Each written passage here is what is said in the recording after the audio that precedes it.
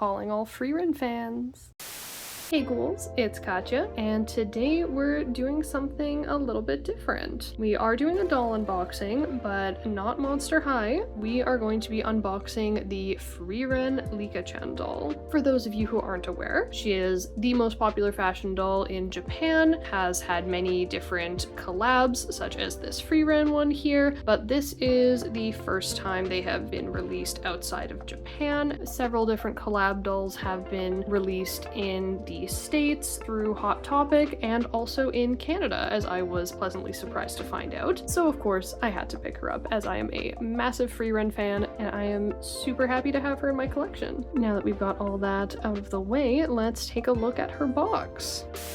Here we have Miss Frieren. There is the Licca logo right at the top, and she's got this cute little frame all around showcasing the doll, as well as some anime art of Miss Frieren herself. Then on the side of the box, we have Frieren here with a bunch of text that I cannot read, as I cannot read Japanese. And then there is a stock photo of the Frieren doll. And here on the back, we have some instructions saying that you can tilt her head and her arms and legs are bendable, and also her ears are removable. Very interesting. And several, safety warnings that I'm sure if I could read them would make perfect sense, but sadly I cannot. And it has some logos down here as well with Frieren, Crunchyroll, all of that fun stuff. And that's basically it for the box. It's pretty simplistic, pretty small, but it is really cute. I'll probably end up keeping it, honestly. I don't always keep doll boxes. I really only keep collector dolls boxes, and even then I don't always keep all of them. But I just like this. It's very cute, very simplistic. I'm interested to see the background of the box because it's very, very hard to see, so that will be fun to check out in the unboxing. So let's get over to that, shall we?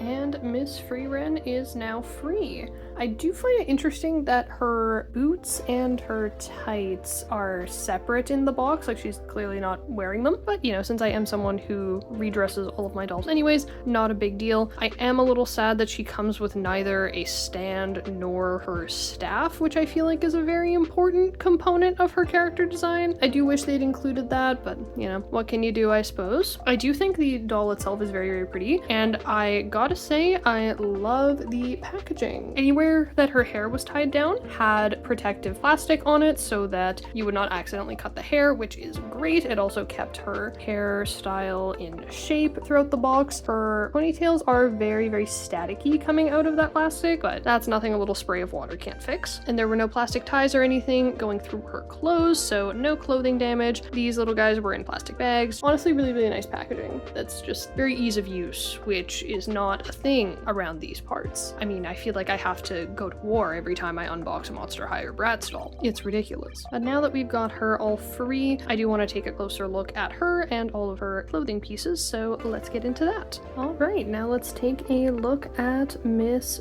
Frieren here. So the ears are indeed removable, and the way that you remove them is actually really, really interesting to me. So I thought these would have been just two separate pieces that kind of clip on. The ears are a singular piece. They are connected by this plastic bit at the back of her head. And the way that you take them on and off is the earrings. So the earrings come out and they are the thing that secures the ears. So as you can see here, I have taken out the earring and now this pops right off. And it has a little tab here that you tuck underneath the hair for it to look a lot more seamless. I will be leaving her ears on as they are kind of a crucial part of the look, but I did want to demonstrate how you can remove them if you are interested in doing so. Now her hair is is really, really soft and it's styled perfectly, honestly. I would venture to guess that this is a nylon hair. I am not 100% certain, but it feels like it could be nylon to me. If anyone knows for certain what her hair fiber is, please let me know. Or if I figured it out during post, I will put it in here. And for the actual doll,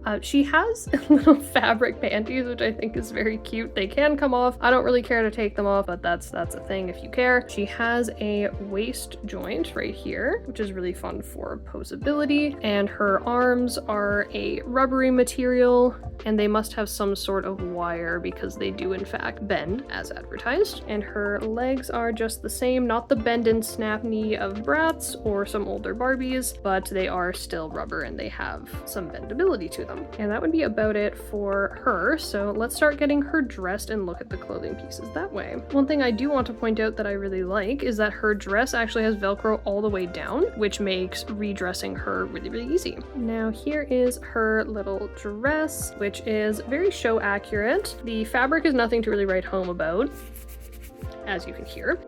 But she does have the gold lining on the bottom here and also on her sleeves, and she has her little red button accents, and she has a black fabric belt. It does not come off, but it is a separate fabric with a little plastic buckle and some fabric stripes right here. And next we have her little cape bit with a Velcro enclosure at the throat, red button there, and on the sides with the gold fabric. It is separate like so, and it is the same material as the dress. Now we have her outfit with her little leggings on, which are a very soft fabric. Feels very much like some warm, cozy leggings you would wear. These shoes don't wanna go on properly. I don't know what magic spell Frieren uses to put her boots on, but clearly I don't know it because off camera I spent about 10 minutes trying to get her boots on properly. This took way too long, but like they're on her now. That's good. For the longest time her heel was like here and refused to go any further, but I did it, so yay me, I suppose.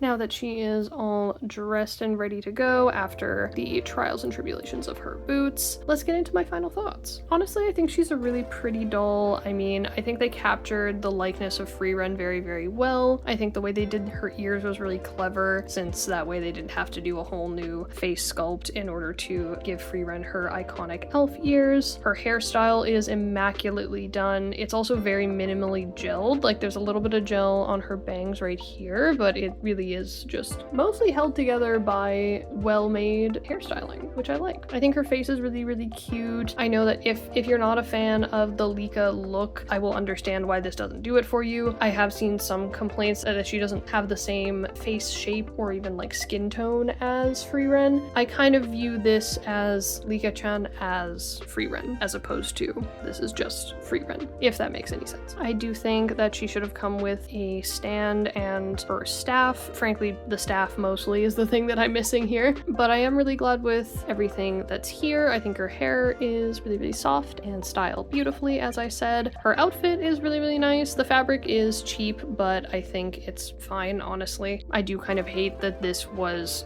42, I believe, dollars Canadian, which is a little bit expensive for what we're getting here, but it is significantly cheaper than trying to import these from Japan, so I am still pretty happy. It's really weird for me to have dolls with bendable limbs instead of articulated limbs. I'm not really used to that since obviously I am a monster high ghoul for the most part, but I do appreciate the clean look of the limbs, which you don't get with articulation. And it seems like she can pose pretty well. I tried a couple different movements off camera and seems like it all works pretty well. This is the pose I've settled on for the time being, which I think is pretty cute. But I think the doll itself is actually well made. I really love the waist joint. The waist joint is a fantastic addition. I'm really glad that's there. I'm sure that's probably standard for Licca dolls, but I am simply not familiar with them beyond just looking at pictures online with great longing in my heart. And now I finally have one, which makes me really, really happy. As both a Licca-chan fan and a Frieren fan, I'm really happy. I think she's great. If you are a doll collector and Frieren fan, I would say check your local Hot Topic. She just might be there. And I think she is worth adding to your collection. Thank you all so much for watching. If you liked the video, please give it a like, it really helps me out. And if you want to see more doll content, please hit subscribe. I'd love to see you around. If you have any thoughts, feelings, or opinions about Miss Frieren here, let me know in the comments. I always love hearing from you ghouls. Thank you again so much for watching, and I'll see all you ghouls in the next video.